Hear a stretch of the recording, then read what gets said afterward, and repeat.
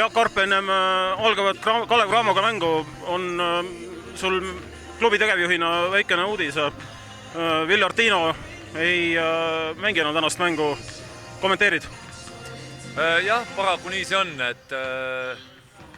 et oleme mõlema klubi kui Vill nagu jõudnud ühisele arusaamisele, et ei ole see kasulik kummagile poolele tema jätkamine Raplas.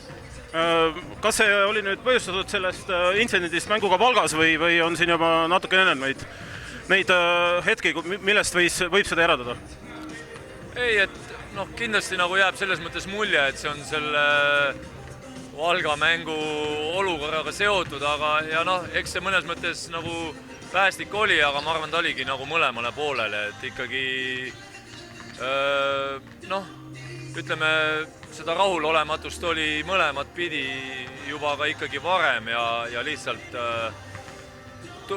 tundub mõistlik ikkagi minna erinevat teed pidi. Kuidas edasi? 2 pikka vaja? Ja, et edasi on põhimõtteliselt 2 või 3 stsenaariumit, et kõige parem stsenaarium on see, et on juba järgmiseks mänguks laupäevaks juba 2 uut pikka olemas.